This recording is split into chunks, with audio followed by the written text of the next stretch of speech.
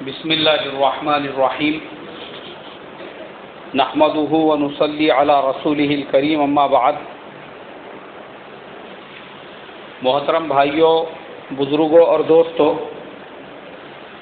اللہ کے فضل و کرم سے آج ہم نے 8ویں تراویح مکمل کی، جس میں ہمارا 9ویں پارے کا اخیر کا پاؤ اور 10واں پارہ مکمل ہوا، یعنی سورہ انفال جو ہے وہ ہم نے پوری آج سنی ہے، اور 10ویں پارے میں سورہ توبہ ہے۔ سورہ انفال اور سورہ توبہ یہ دونوں صورتیں ایک دوسرے سے جڑی ہوئی ہیں، یہاں تک کہ بعض علماء نے فرمایا ہے کہ یہ دونوں ایک ہی صورتیں ہیں، لیکن دونوں کے نزول میں کئی سالوں کا فرق ہے، اس لیے کہ سورہ انفال یہ سن 2 ہجری میں نازل ہوئی اور سورہ توبہ حنین اور تبوک کے بعد تقریباً سن 8-9 ہجری کے اندر نازل ہوئی۔ تو اس اعتبار سے دونوں کے نزول کا زمانہ تو الگ الگ ہے، لیکن دونوں میں مضمون ایک ہی ہے۔ دونوں کے اندر اللہ تبارک و تعالیٰ نے حضور پاک صلی اللہ علیہ وسلم کے مکی اور مدنی دور دونوں کا تذکرہ فرمایا۔ سورہ انفال میں اللہ تبارک و تعالیٰ نے رسول پاک صلی اللہ علیہ وسلم کو بتلایا کہ جب آپ مکے میں تھے، مشرکین مکہ آپ کو کیسے ستاتے تھے، تکلیفیں دیتے تھے، کس طریقے سے انہوں نے آپ کو مارنے کی، آپ کو قتل کرنے کی سازش کی، اور کیسے اللہ تبارک و تعالیٰ نے آپ کی حفاظت فرمائی۔ وَإِذْ يَمْكُرُ بِكَ الَّذِينَ كَفَرُوا لِيُثْبِتُوكَ أَوْ يُقْتِلُوكَ أَوْ يُخْرِجُوكَ وَيَمْكُرُونَ وَيَمْكُرُ اللَّهُ وَاللَّهُ خَيْرُ الْمَاكِرِينَ۔ مشرکین مکہ جب آخری اسٹیج پر پہنچ گئے تو ان لوگوں نے مل کے یہ مشورہ کیا کہ اللہ کے پیارے نبی صلی اللہ علیہ وسلم کو قتل کر دیا جائے، یا آپ صلی اللہ علیہ وسلم کو گھر میں قید کر دیا جائے، یا آپ صلی اللہ علیہ وسلم کو ملک بدر کر دیا جائے ریگستان کے اندر، کہ آپ نے عرب میں نظر نہیں آنا۔ یہ تینوں میں سے کوئی ایک کام کیا جائے۔ تو سارے سرداروں کے بیچ میں ابو جہل بھی موجود تھا۔ ابو جہل نے کہا کہ دیکھو، حضرت محمد صلی اللہ علیہ وسلم کو اگر تم لوگ مکے سے باہر ان کو بائیکاٹ کر دو گے، باہر نکال دو گے، تو بھی کوئی نقصان ہونے والا نہیں ہے، وہ کسی اور شہر میں جا کے بس جائیں گے۔ اگر حضرت محمد صلی اللہ علیہ وسلم کو گھر میں تم قید کر دو گے تو بھی ان کے خاندان والے خاموش نہیں بیٹھیں گے۔ میرے ذہن میں یہ رائے ہے کہ عرب کے سارے قبیلے جتنے بھی ہیں، ایک ایک فرد ان قبیلوں میں سے لے، اور جب حضرت محمد صلی اللہ علیہ وسلم فجر کے وقت میں صبح اپنے گھر سے باہر نکلتے ہیں تو ایک ساتھ یہ سارے قبیلوں کے نوجوان ان کے اوپر حملہ کر دیں گے اور ان کو قتل کر دیں گے۔ جب ان کو قتل کر دیا جائے گا تو پھر ان کا خون سارے قبیلوں میں بڑھ جائے گا، اور کسی میں بھی ہمت نہیں رہے گی ان کے خاندان والوں کی کہ وہ کسی سے اس کا بدلہ لے سکے۔ ابو جہل کی رائے جو تھی وہ ایسی رائے تھی کہ شیطان بھی اس مجلس میں شیخ نجدی کے نام سے پہنچا ہوا تھا، اس نے ان کے ابو جہل کو گلے سے لگا دیا اور کہا کہ شاباش، جو رائے میرے یعنی شیطان کے ذہن میں نہیں آئی وہ تیرے ذہن میں آ گئی، مطلب تو شیطان سے بھی 4 قدم آگے۔ ابو جہل کی پیٹھ تھپتھپائی شیطان نے، اور مشورے کے مطابق ایک دن طے ہوا کہ فلاں دن اللہ کے نبی صلی اللہ علیہ وسلم کو قتل کرنا ہے۔ اسی دن اللہ تبارک و تعالیٰ نے آپ صلی اللہ علیہ وسلم کو وحی کے ذریعے سے اطلاع دی کہ آج رات کو آپ کو مکے سے ہجرت کرنا ہے۔ دوپہر کا وقت تھا، اللہ کے پیارے نبی صلی اللہ علیہ وسلم حضرت ابو بکر صدیق رضی اللہ تعالیٰ عنہ کے گھر پہ پہنچے، دروازہ کھٹکھٹایا اور ان سے یہ کہا کہ اللہ تبارک و تعالیٰ نے ہجرت کا حکم دے دیا ہے۔ جو لوگ سیرت کا بیان پورا جنہوں نے سنا ہوا ہے ان کو یاد ہوگا اس سے پہلے کے واقعات کہ اس سے پہلے عقبہ اولا اور عقبہ ثانیہ میں مدینہ والوں سے ملاقاتیں ہو چکی تھی اور ان کی دعوت اللہ کے نبی کو مل چکی تھی، اور آپ نے یہی کہا تھا کہ جب تک اللہ کا حکم نہیں آتا تو میں مکہ چھوڑ کے نہیں جا سکتا۔ حضور اللہ کے حکم کا انتظار کر رہے تھے، مگر حضور صلی اللہ علیہ وسلم نے صحابہ کو اجازت دے دی تھی کہ بھائی تم لوگ مدینے کی طرف ہجرت کرو۔ تو صحابہ کی جماعتیں مدینہ پہنچ رہی تھی، یہاں تک کہ مدینے میں جو مہاجرین صحابہ ہیں ان کی بہت بڑی تعداد آلریڈی پہنچ کے آباد ہو چکی تھی۔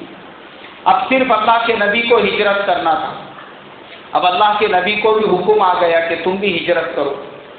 اللہ کے پیارے نبی صلی اللہ علیہ وسلم جب حضرت ابوبکر صدیق کے گھر پہ دوپہر میں پہنچے اور ان سے کہا کہ 2 اونٹنیاں تیار رکھنا، انہوں نے کہا کہ ہاں حضور 2 اونٹنیاں میرے پاس میں موجود ہے، اس میں سے ایک اونٹنی آپ کے لیے ہدیہ ہے۔ آپ صلی اللہ علیہ وسلم نے فرمایا مجھے ہدیہ نہیں چاہیے، میں اس کو خرید لیتا ہوں۔ اور خریدنے کے بعد اللہ کے نبی صلی اللہ علیہ وسلم نے اس کی قیمت طے کی، ہدیہ نہیں قبول کیا آپ نے، بلکہ اس کی قیمت طے کر کے اس کو خریدا۔ اس میں جو حکمت ہے میرے محترم بزرگوں، اس کو ہم تمام مسلمانوں نے سمجھنا چاہیے۔ اس کی وجہ یہ ہے اللہ کے نبی صلی اللہ علیہ وسلم تو جانتے تھے کہ حضرت ابوبکر صدیق رضی اللہ تعالیٰ عنہ وہ صدیق اکبر ہیں، ان کے ایمان میں رتی برابر بھی شک شبہ نہیں ہے۔ وہ صحابی ہے جنہوں نے اسلام کی خاطر اپنا جان مال سب کچھ قربان کر دیا، نچھاور کر دیا، مگر اس واقعے سے امت کے لیے سبق تھا۔ کس کے لیے سبق تھا بھائی؟ امت کے لیے یہ سبق تھا کہ دیکھو حتی الامکان کسی کے دکان پہ جاؤ، کسی سے کوئی چیز خریدنا چاہو اور وہ کہے کہ یہ ہدیہ ہے تو اس کو قیمت ادا کرو، فری میں اس کا مال مت لو۔ اور میں نے ہمارے استادوں کو بھی اس کے اوپر عمل کرتے ہوئے دیکھا ہوں۔ ہمارے ایک استاد محترم، ایک مرتبہ میں ان کے ساتھ میں جو ہے ایک جگہ پہ گیا، ہوٹل میں ہم لوگوں نے کھانا وغیرہ کھائی۔ باہر جب نکلنے لگے تو وہ ہوٹل والا کہنے لگا بھائی آپ کو میری طرف سے ہدیہ ہے، کوئی بات نہیں ہے، آپ اس کے پیسے مت دو۔ ہمارے استاد نے کہا اگر تجھے ہدیہ ہی دینا ہے تو ایک ایسا ٹفن میں ڈبہ باندھ، اور میں مسجد میں ہی بیٹھے ہوا رہتا ہوں، وہاں پہ لے کر آ اور مجھے لا کر دے، میں تیرا ہدیہ قبول کروں گا، لیکن فی الحال میں تیری دکان پہ ایز اے کسٹمر آیا ہوا ہوں، تو میرے لیے جائز نہیں ہے کہ میں کھایا ہوا کھانا تیرا ہدیے میں قبول کروں، قیمت تو تجھے لینا پڑے گی۔ میں بھی ساتھ میں تھا، وہ بہت زیادہ ضد کرنے لگے، وہ بیچارہ قبول نہیں کرنے لگا۔ آخر میں ہمارے استاد نے 100 روپئے اس کے جیب میں ڈالے اور ہم لوگ وہاں سے روانہ ہو گئے۔ رکشے میں بیٹھے ہم لوگ، میں نے ہمارے استاد سے کہا، میں نے کہا حضرت ایک آدمی بیچارہ اتنے اخلاص کے ساتھ اصرار کر رہا ہے، ضد کر رہا ہے کہ آپ جیسے بزرگ آدمی اس کے دکان پہ پہنچے، اس کے ہوٹل میں پہنچے، اس کے وہاں پہ کھانا کھائے، اور وہ ہدیہ آپ کو دینا چاہ رہا ہے، قیمت نہیں لینا چاہ رہا ہے، پھر بھی زبردستی آپ نے اس کو پیسے دے دیے، میرے حساب سے تھوڑا مناسب نہیں لگا۔ ہمارے استاد نے کہا، بولے ایسی بات نہیں ہے۔ کیسا ہے؟ جو انسان ہم کو کھلا رہا تھا، جو ہم سے پیسے نہیں لے رہا تھا، وہ اکیلا اس ہوٹل کا مالک نہیں ہے، اس کے دوسرے بھائی بھی اس کے ساتھ میں شریک ہے۔ وہ ہمارے پیسے نہیں لیتا، کوئی حرج نہیں ہے، مگر دوسری مرتبہ اگر ہم اس کی ہوٹل میں جاتے، وہ تو بہت خوش ہوتا کہ ماشاء اللہ مولانا صاحب میری دکان پہ تشریف لائے ہیں، اور وہ ہمارے لیے استقبال میں اپنی آنکھیں بچھا دیتا، مگر اس کے جو دوسرے بھائی اور جو پارٹنر ہیں وہ ایک دوسرے سے کہتے دیکھو آ گئے پھکٹ چھاپ بریانی کھانے کے واسطے میں، ہاں یہ آ رہے پھکٹ چھاپ، وہ اپنے کو پھکٹ چھاپ بولتے تھے۔ اس کے لیے بولے میں نے وہ قیمت ادا کیا۔ اور ہمارے استاد کی یہ بات میں نے پریکٹیکل ایک جگہ پہ دیکھا۔ ہمارے ایک دوست ایک جگہ پہ امامت کیا کرتے تھے، تو ان کے ایک مصلی کے ذریعے سے وہ کاندے، بٹاٹے، ٹماٹے، کوتمیر، ہری مرچی، سبزی، ترکاری مارکیٹ میں سے منگایا کرتے تھے۔ اب جس کے ہاتھ سے منگاتے تھے وہ انسان خود بڑا آدمی تھا، لیکن وہ مولانا ہے بول کے ان کی خدمت کرتا تھا، اور وہ امام صاحب حتی الامکان اس کو پیسے دینے کی کوشش کرتے۔ مگر وہ بیچارہ نہیں لیتا تھا. خیر وہ تو نہیں لیتا تھا کیونکہ وہ اخلاص والا تھا، مگر دوسرے جو لوگ وہاں پہ تھے آزو بازو سے دیکھنے والے یا ادھر ادھر بیٹھنے والے، امام صاحب اپنے گھر پہ چلے گئے، وہ دینے والا اپنے گھر پہ گیا.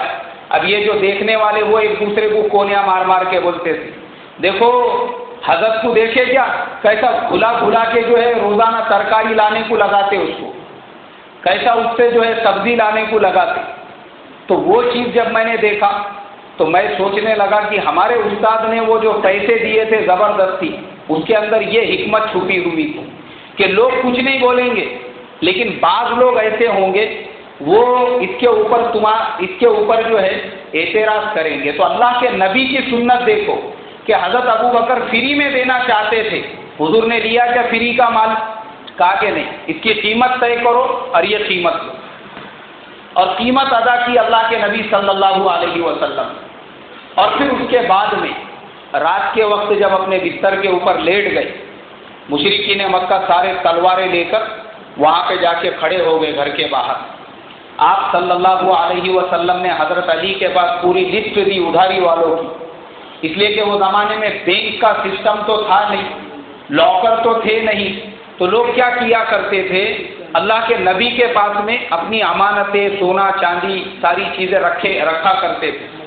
حضور نے وہ پوری لسٹ ان کے حوالے کی حضرت علی کے، اور کہا کہ ہمارے ہجرت کرنے کے بعد یہ جس کی جو امانت ہے اس کو پہنچانا، اور وہ پہنچانے کے بعد میں پھر تم بھی مدینے آ کے ہم کو مل جانا. اللہ کے نبی صلی اللہ علیہ وسلم نے اپنے بستر پہ حضرت علی کو لٹایا اور سکون اور اطمینان کے ساتھ میں سورہ یاسین پڑھتے ہوئے باہر نکلے. یاسین شریف کی تلاوت کرنے لگے. یاسین والقرآن الحکیم انک لمن المرسلین علی صراط مستقیم تنزیل العزیز الرحیم لتنذر قوما ما انذر آباؤهم فهم غافلون لقد حق القول على اکثرهم فهم لا یؤمنون انا جعلنا فی اعناقهم اغلالا فهي للاذقان فهم مقمحون وجعلنا من بین ایدیہم سدا ومن خلفہم سدا فاغشیناہم فهم لا یبصرون. اللہ کے نبی نے ریت اپنے ہاتھ میں لی اور قرآن کی یہ آیت پڑھنے لگے وجعلنا من بین ایدیہم سدا ومن خلفہم سدا فاغشیناہم فهم لا یبصرون، اور ان کی آنکھوں پہ ڈال کے آگے بڑھ گئے. اس کا مطلب یہ ہے اللہ فرماتے ہم نے تمہارے اور ان کے بیچ میں ایک پردہ ڈال دیا تو تم ان کو نظر نہیں آنے لگے. تم ان کو کیا نہیں ہونے لگے؟ نظر نہیں آنے لگے. اللہ نے پردہ ڈال دیا حضور کے اور ان کے درمیان میں. اب حضور ان کی آنکھوں کے سامنے سے جا رہے ہیں اور ان کو نظر آنے لگے کیا؟ نہیں نظر آنے لگے. اور اللہ کے نبی اطمینان سے حضرت ابو بکر کے گھر پہ پہنچے، ان کو لے کر دونوں پیدل نکلے. کیسا نکلے؟ اونٹنیوں کو لے کر نہیں نکلے، پیدل نکلے وہاں سے. اور پیدل نکلنے کے بعد مدینے سے اپوزٹ کا جو راستہ ہے، طائف کا جو روڈ ہے، طائف کے روڈ کی طرف بڑھے، اور وہاں پہ سور کا ایک پہاڑ تھا. اللہ کے نبی نے حضرت ابو بکر سے کہا کہ یہاں پہ ایک پہاڑ ہے، اس کے غار میں جا کے ہم لوگ قیام کریں گے اور اس کے بعد میں وہاں سے مدینے کے لیے روانہ ہوں گے. دونوں چلے وہاں سے، اور وہاں پہ جانے کے بعد میں وہ جو سور کا پہاڑ ہے وہ زمین سے 5413 فٹ کی اونچائی کے اوپر ہے، یعنی آدھا کلومیٹر سے زیادہ. رات کے اندھیرے میں وہ نوکیلا جو پہاڑ ہے وہ پہاڑ کے اوپر چڑھ کے وہاں تک پہنچے، اور پہنچنے کے بعد میرے محترم بزرگوں اس غار کو حضرت ابو بکر نے اچھی طرح سے صاف کیا. اس میں بہت سارے سوراخ تھے، اس کے اندر اپنی چادر پھاڑ پھاڑ کے ان سوراخوں کو بند کیا، اور غار پورا صاف کرنے کے بعد اللہ کے نبی صلی اللہ علیہ وسلم کو اندر بلایا، اور حضرت ابو بکر صدیق رضی اللہ تعالیٰ عنہ لیٹ گئے. ایک سوراخ باقی تھا، اس پہ اپنے پیر کا انگوٹا رکھا، اور اللہ کے نبی صلی اللہ علیہ وسلم ان کے زانو مبارک پہ سر رکھ کے آرام کرنے لگے. دونوں بھی آرام کرنے لگے. اب اندازہ لگاؤ کہ وہ غار سور جو ہے میرے محترم بزرگوں، میں نے بھی اس کی زیارت کیا ہوں، اس کے اندر بھی بیٹھا ہوں، اور اس کے علاوہ وہاں پہ جو ہے 2 نمازیں بھی پڑھا ہوں، اور ظہر کی نماز کی میں نے وہاں امامت بھی کیا ہوں. ایک چھوٹی سی وہاں پہ جگہ بنی ہوئی ہے نماز کے لیے، اور اس کے بعد وہاں پہ لوگوں کو میں نے یہ واقعہ بھی سنایا تھا، مجھے یاد ہے اچھی طرح سے. تو وہ جو سور کا پہاڑ ہے وہ زمین سے 5413 فٹ کی اونچائی پہ اتنی اونچائی کے اوپر ہے کہ بہت سارے لوگ دن کے وقت میں اچھے خاصے نوجوان ہٹے کٹے وہ اپنے بلڈنگوں سے یہ ارادہ کرتے ہیں کہ چلو ہم لوگ غار ثور کی زیارت کریں گے، لیکن جیسے ہی وہ پہاڑ کے نیچے پہنچتے ہیں اور ایسی منڈی اٹھا کے اوپر دیکھتے ہیں، یا باپ رے، نہیں رے بابا، اپنے بس کی بات نہیں نا رے بھائی، اتنے دور اپن نہیں چڑھ سکتے۔ دن کے ٹائم کی بات بتا رہا ہوں، اچھے اچھے ہٹے کٹے نوجوان، اور وہاں پہ پھکٹ میں شربت بانٹنے والے ہوتے ہیں لوگ، دو دو چار چار گلاس وہاں پہ فری کا شربت پیتے اور سیدھا اپنے بلڈنگ کو واپس چلے جاتے۔ نہیں بولے بابا اپن یہاں تک جا نہیں سکتے۔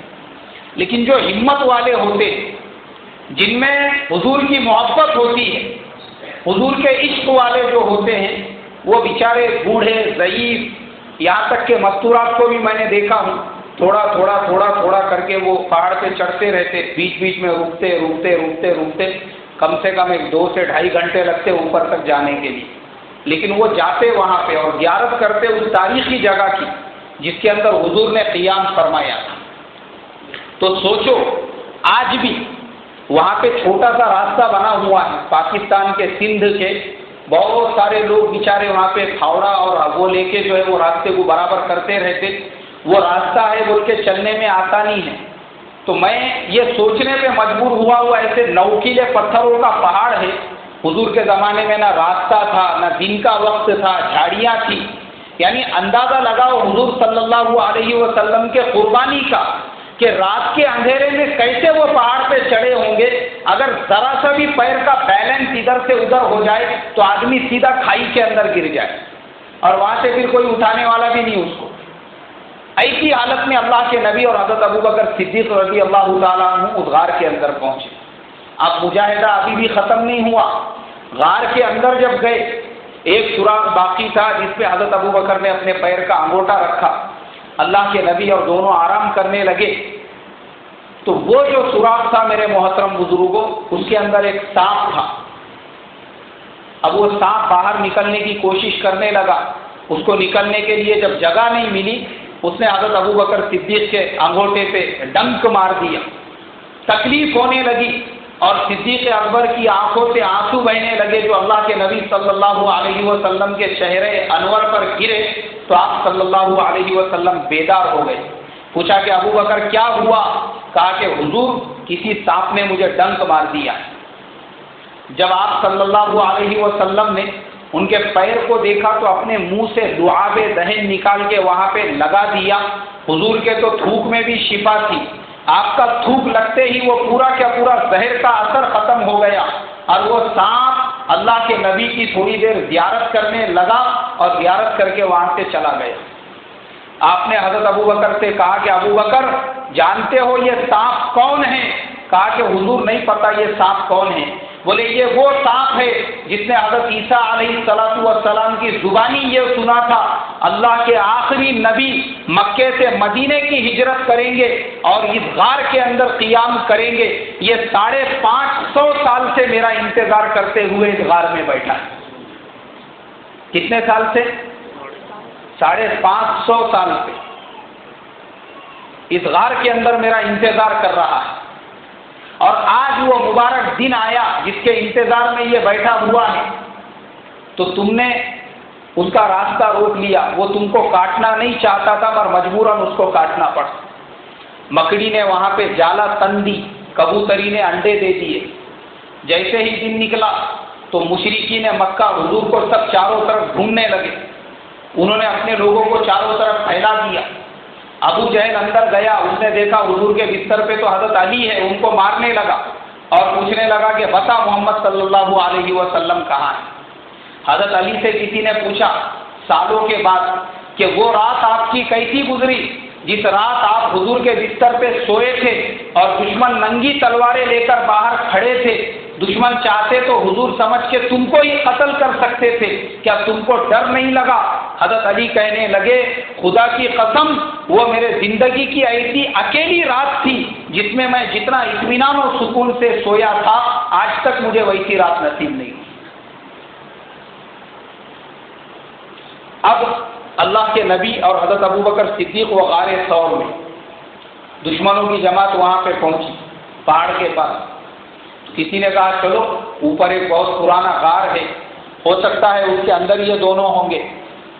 تو دوسرے نے کہا بولے بھائی وہ سالوں سے بند پڑا ہوا غار ہے، وہاں پہ جائیں گے کیسے؟ پھر بھی دیکھتے ہیں۔ وہ پہنچے غار کے پاس۔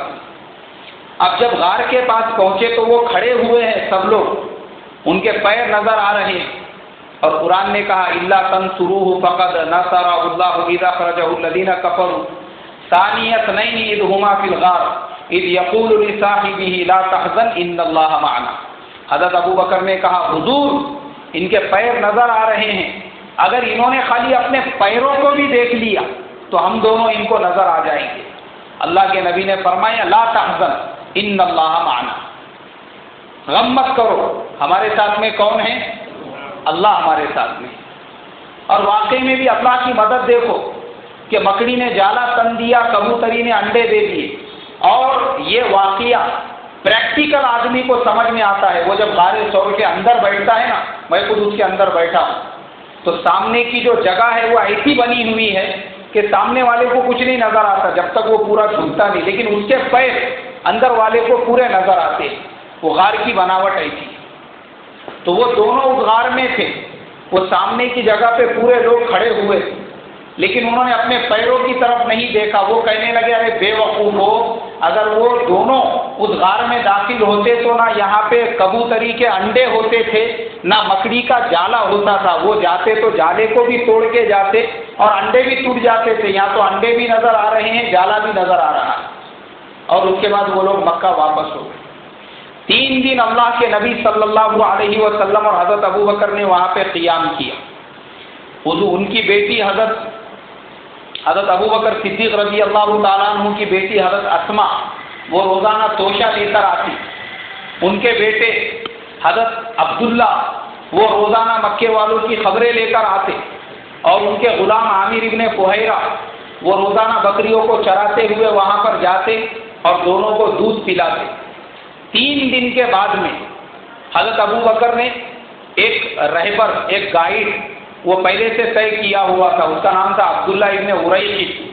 پھر 3 دن کے بعد وہ دونوں اونٹنیاں اور 4 لوگوں کا قافلہ، جس میں حضرت ابو بکر، حضور پاک صلی اللہ علیہ وسلم، حضرت ابو بکر کے غلام عامر ابن فہیرہ اور وہ رہبر عبداللہ ابن عریقی، یہ 4 لوگوں کا قافلہ پھر مدینہ منورہ کی طرف روانہ ہو گئے۔ تو میرے محترم بزرگوں، یہ ایک واقعے کو دونوں صورتوں میں اللہ تبارک و تعالیٰ نے الگ الگ جگہ پہ بیان کیا۔ اس کے علاوہ بہت سارے احکامات، بہت ساری باتیں ان دونوں صورتوں کے اندر اللہ نے بیان کی ہے۔ تبوک کا واقعہ ہے، زکوٰۃ کے مستحقین کی فہرست ہے، اس کے علاوہ مشرکین کا جو حرام کر دیا کہ وہ مکے میں نہیں آ سکتے، وہ اسی صورت کے اندر ہے۔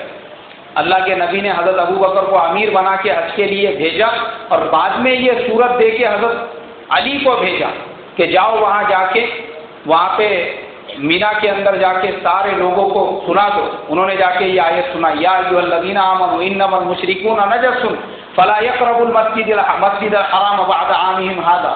اللہ نے حکم نازل کر دیا، اے مشرکین، اس کے بعد آئندہ سال سے تم حج کے لیے نہیں آ سکتے۔ وہ آخری سال تھا، ورنہ مشرکین بھی مسلمانوں کے ساتھ حج کے لیے آتے اور وہ برہنہ ہو کے بیت اللہ کا طواف کرتے تھے۔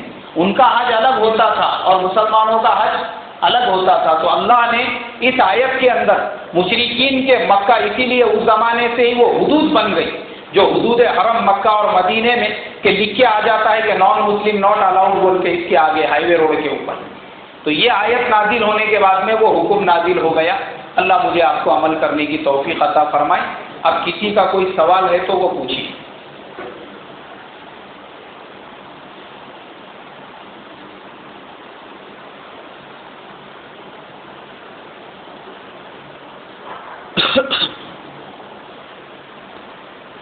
ہے کسی کا کوئی سوال؟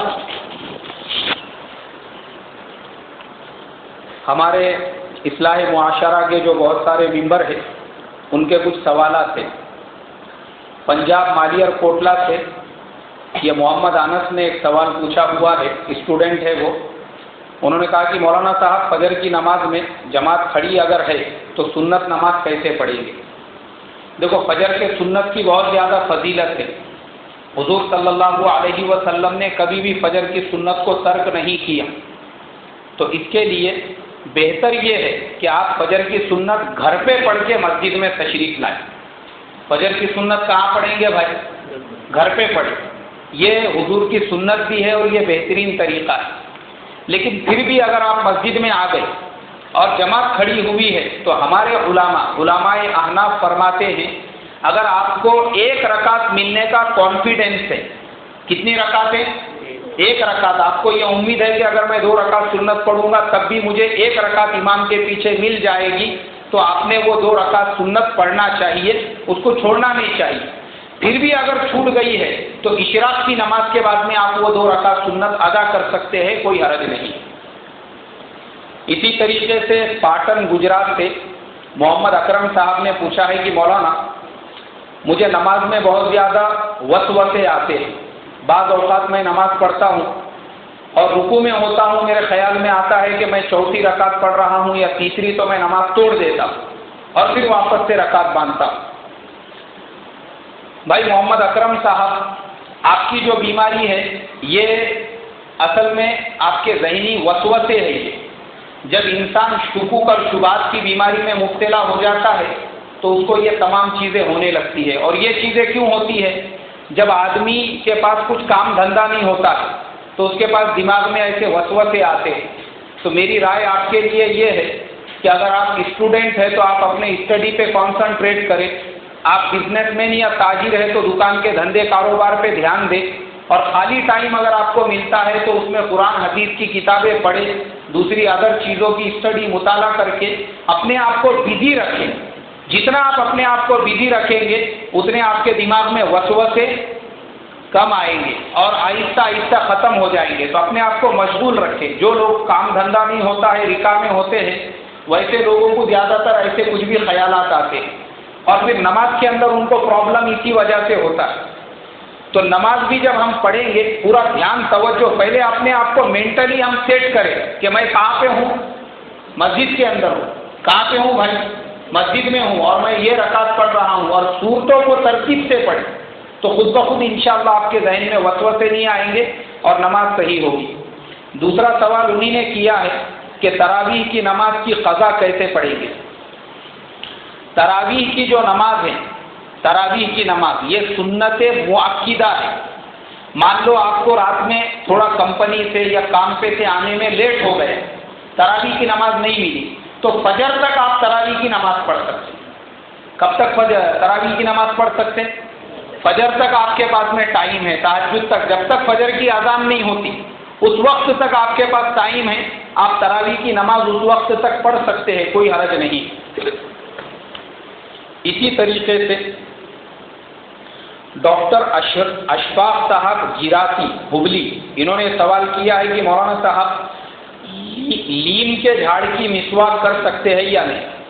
جو نیم کا درخت ہوتا ہے اسے ہم لوگ لیم بھی کہتے ہیں، نیم بھی کہتے ہیں، کڑوا ہوتا ہے، اس کی مسواک کر سکتے ہیں یا نہیں؟ بالکل کر سکتے ہیں، کوئی حرج کی بات نہیں ہے۔ اسی طریقے سے سجاد حسین صاحب نے ڈوڈا کشمیر سے یہ سوال کیا ہے، مولانا صاحب اگر امام تراویح کی 3 رکعت پڑھا لے اور سلام پھیر دے تو اس کا کیا حکم ہے؟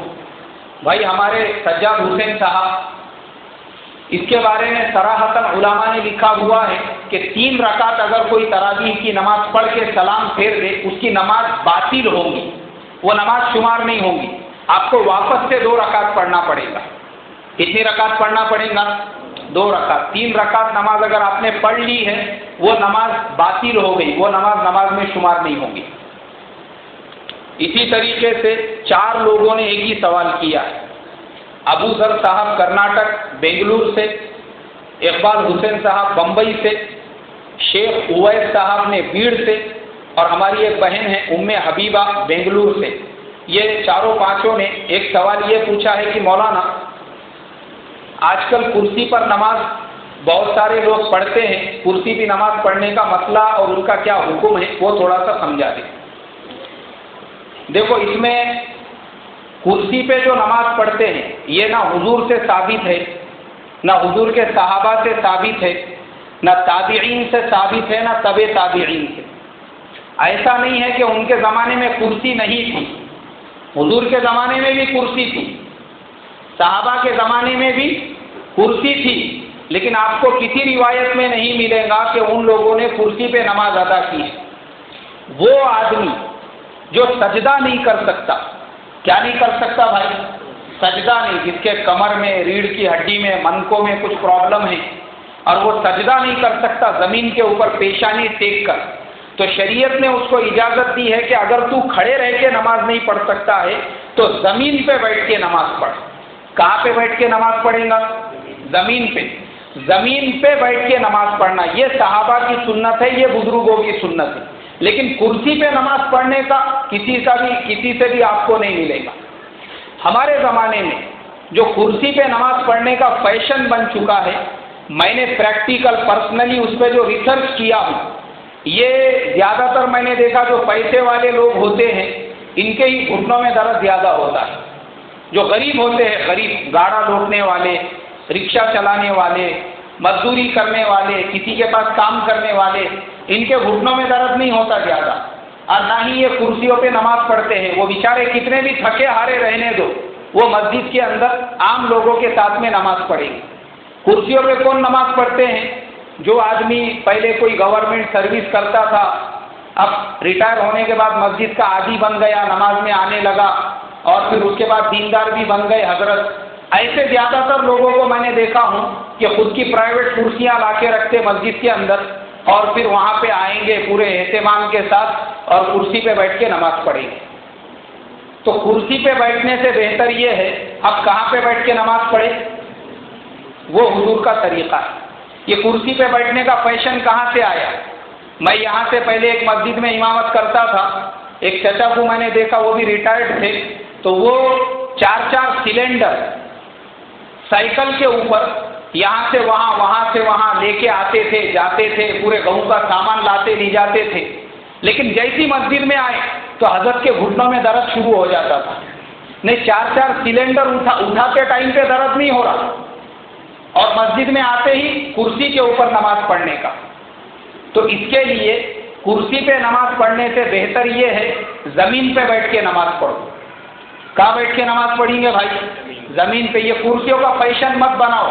بعض مسجدوں میں دیکھا، وہ ایریے میں سب کروڑ پتی لوگ رہتے، وہاں کی مسجد بھی 4-5 کروڑ روپے کی ہے، وہ مسجد میں نماز پڑھنے کا اتفاق ہوا، وہاں میں نے دیکھا کہ اپنے جیسے لوگوں کی صفیں کم ہیں، کرسی والوں کی زیادہ صفیں نظر آ رہی۔ میں بولا کچھ دنوں میں چرچ کے جیسا مسجد کا حال کر دیں گے۔ اتوار کے دن جو کرسچن لوگ چرچ میں جاتے نا، وہ نماز پڑھنے کچھ جاتے، ان کے اوپر بھی نماز فرض تھی پہلے، وہ بھی ہمارے جیسا رکوع کرتے تھے، سجدہ کرتے تھے، سورے پڑھتے تھے، سب کرتے تھے، مگر آہستہ آہستہ انہوں نے کیا کرے، اس کو تھوڑا سا ماڈرن کرتے گئے نماز کو۔ نماز میں سے قیام ختم کرے، پھر رکوع ختم کرے، سجدہ ختم کرے، اب سب ختم کرے، اب خالی بولے بیٹھو ہاتھ جوڑ کے، ایسا ہو گئی نماز۔ تو کہیں خدا نہ کرے مسلمان بھی وہ نوبت پہ نہ پہنچ جائے، اس لیے بہتر یہ ہے اگر آپ کے گھٹنوں میں بھی درد ہے، آپ سجدہ نہیں کر سکتے زمین، تو آپ زمین پہ بیٹھ کے نماز پڑھیں۔ اسی طریقے سے بمبئی سے عبد المتین صاحب نے گونڈی سے پوچھا ہے، مولانا زکوٰۃ کا پیسہ غریب بچے کے ایجوکیشن پہ خرچ کر سکتے ہیں کیا؟ بہت اچھی بات ہے، آپ چاہے غریب بچے کے ایجوکیشن پہ خرچ کرو، کہیں بھی خرچ کرو، شرط یہ ہے کہ وہ بچہ جس کو آپ پیسے دے رہے ہو وہ زکوٰۃ کا مستحق ہونا چاہیے۔ کیا ہونا چاہیے بھائی؟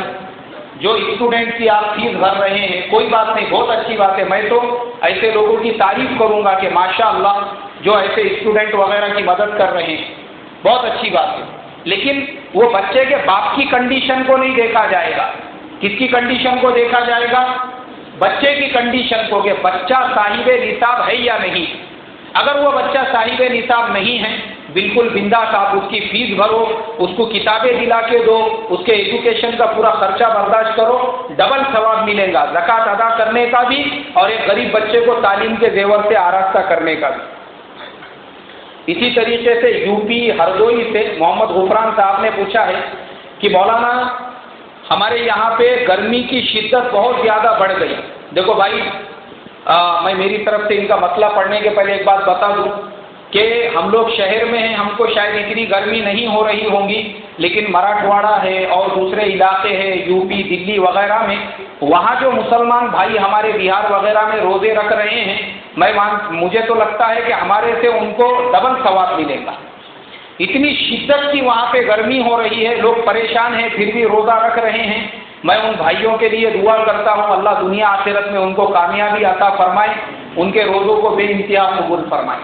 تو ویسی شدت کی گرمی میں کل ہمارے ایک بھائی نے کیا کیا وہاں پہ کہ اس کی طبیعت خراب ہو گئی، لوز موشن شروع ہو گئے اور کمزوری بڑھ گئی، اور اسی طریقے سے جو ہے ایسی حالت ہو گئی کہ اس کو جلدی سے پانی پلانا پڑا۔ تو اب ہم کیا کریں، وہ روزے کی قضا ادا کرے یا کفارہ ادا کرے؟ دیکھو ہماری جو شریعت ہے یہ آسان شریعت ہے۔ ہمارے شریعت کا مقصد لوگوں پہ بوجھ ڈالنا نہیں ہے، لوگوں کے لیے آسانی پیدا کرنا ہے۔ اگر کسی کی ایسی حالت ہو جاتی ہے تو روزہ توڑنا واجب ہو جاتا ہے۔ روزہ توڑنا کیا ہو جاتا ہے؟ ہاں، اب آپ کا روزہ رکھنا ضروری نہیں آپ کے لیے، لوز موشن بھی ہو رہے، گرمی سے چکر بھی آ رہے، ویکنیس بھی ہو گیا، کھڑے نہیں رہ سک رہے، فوراً روزہ توڑ دے، نہیں توڑے گا تو گنہگار ہوں گا۔ تو وہ بھائی جس نے روزہ توڑ دیا بہت اچھا کیا، اس کو روزہ توڑنے پہ اس کے اوپر کفارہ نہیں ہے، خالی وہ ایک روزہ جو چھوٹ گیا رمضان کے بعد وہ ایک روزے کے بدلے میں خالی ایک روزے کی قضا ادا کرے گا۔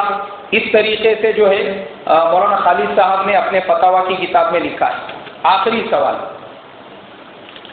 یہ پونے سے ہمارے ایک بھائی ہے، انہوں نے سوال کیا ہے کہ مولانا میری ایک گیریج ہے اور میرے پاس ایک آئل کمپنی کی گاڑی آئی، اور جو برانڈڈ آئل ہوتا ہے وہ گاڑی والے نے کم قیمت میں مجھے دے کے چلے گیا۔ مثال کے طور پہ میں نے ریٹ کم تھا اس کی وجہ سے 100 ڈبے اس سے خرید لیا، اس میں سے میں 20 بیچ چکا ہوں، 80 ابھی بھی میرے پاس باقی ہے، لیکن میرا دل مطمئن نہیں ہے کہ وہ کمپنی کے ریٹ سے اتنا زیادہ اس نے جو مجھے کم ریٹ میں بیچ کے چلے گیا جو ان کے لوگ تھے، تو اب میں اس کے بارے میں کیا کروں کہ وہ مال میرے لیے بیچنا جائز ہے یا پھر کمپنی کو واپس کر دوں؟ ہمارے یہ بھائی کا سوال میں نے فتاویٰ محمودیہ میں 2 جگہ دیکھا ہوں، اس سے ملتا جلتا انہوں نے جواب دیا ہے۔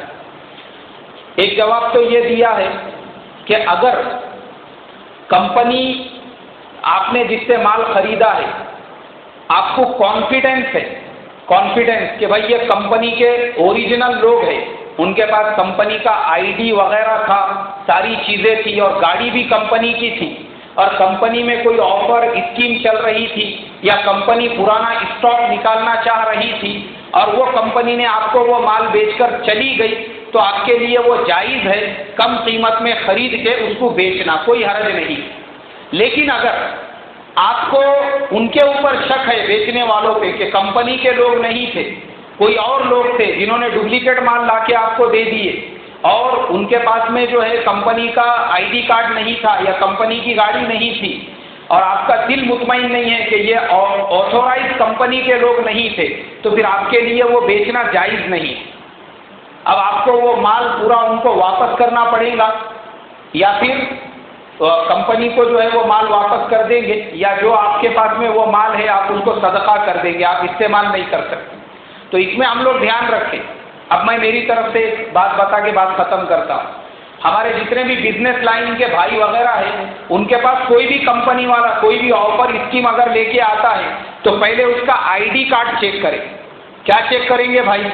کمپنی کا آئی ڈی کارڈ ہے یا نہیں ہے، اور اس کا وزٹنگ کارڈ ایک اپنے پاس میں لے کے رکھ لے، اور اس کے بعد وہ اگر آفر کا مال یا اسکیم کا مال ایک دم کم ریٹ میں دے رہا ہے ہم اس کو خرید سکتے ہیں، لیکن اپنے پاس میں اپنے سیکیورٹی کے لیے، تاکہ ایمانی اعتبار سے بھی اور دنیاوی اعتبار سے بھی ہم کو اطمینان ہو جائے، یہ 2 کام ہم یاد سے کریں گے انشاءاللہ۔ اللہ مجھے آپ کو عمل کی توفیق عطا فرمائے۔ سبحان اللہ و بحمدہ، سبحانک اللہم و بحمدک، نشہد ان لا الہ الا انت، نستغفرک و نتوب الیک۔ سبحان ربک رب العزة عما یصفون، وسلام علی المرسلین، والحمد للہ رب العالمین۔